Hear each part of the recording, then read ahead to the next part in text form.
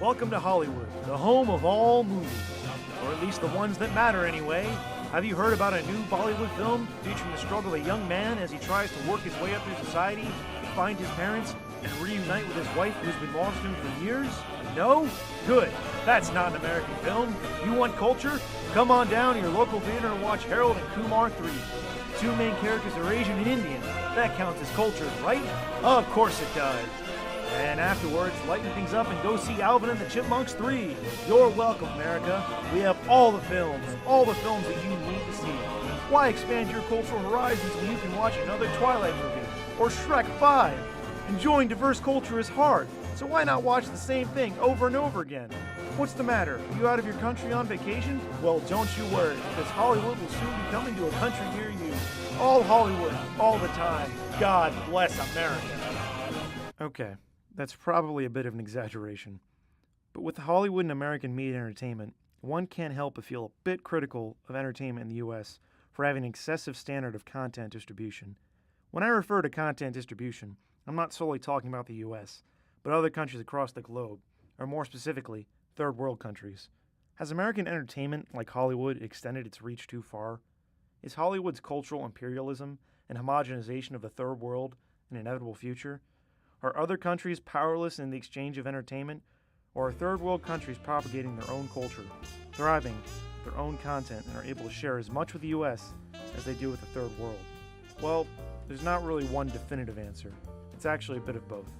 Hollywood films cover their budget and make a tremendous profit off just a domestic release in the U.S. And with foreign markets, they tend to make even more money by getting their films out across the globe, or as Ella Shohat from the imperial imaginary to the transnational imaginary will put it, dumping their films on other third world countries. Shohat has also pointed out that despite this film dumping, the cultural content of these third world countries isn't really being supplanted or effaced. Their cultural content continues to thrive, and they perpetuate their own material in their own country, and manage to even share some of the material in the global market. However, in regards to the United States, there hasn't been a fair exchange of content by any means. The U.S. film market isn't particularly interested in what content third world countries have to provide. Their movies are of a lower production value and apparently aren't vital to target a demographic that Hollywood can't handle on its own. To make matters worse, any ultimatum third world countries attempt to make about withholding U.S. content or refusing to distribute it will be countered and beaten by the U.S. in that they can just simply withhold resources that would typically be traded to that third world country. So unfortunately, it's a completely unfair exchange. Hollywood can dump their content on third world countries, while third world films won't find their way into commercial release and video stores in the U.S. How possibly then can third world film production survive? Is it possible for this content to continue production without the aid of distribution in the U.S.?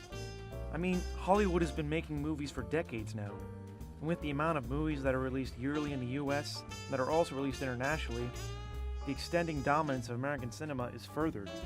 So clearly, with such a wide reach, that must mean Hollywood is the largest producer of cinema in the world, right? Well, actually, no. That's completely wrong. Hollywood is not the top producer of movies in the global market. It's not even the second. The global film market is dominated by Nollywood, Bollywood, and then Hollywood. Unfortunately, though, most Nollywood films aren't released in theaters, and Bollywood is mainly relegated to India, Southeast Asia, parts of Africa, and Europe. Maybe then Hollywood isn't quite as dominating in other countries as some would think. But domestically, Hollywood overshadows Nollywood and Bollywood by a long shot. In the US, Hollywood is naturally in the lead. Bollywood movies don't traditionally see any form of commercial release in the US, and most Americans aren't even aware or even heard of Nollywood.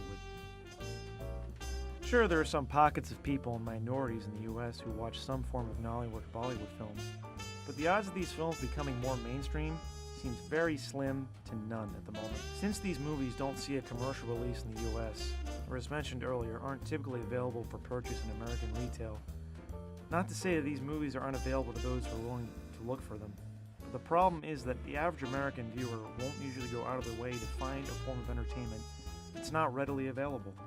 Is there anything that can be done about this? Well, not particularly. It seems unlikely that these films will grow in popularity in the US, unless they happen to become some breakout fad or trend, like Anglophilia, which has been Americans' obsession with British culture over the past few years. Fortunately, though, third world cinema and culture will continue to thrive, and as long as they continue to produce their own original content, the threat of cultural imperialism and homogenization from the United States won't become a reality.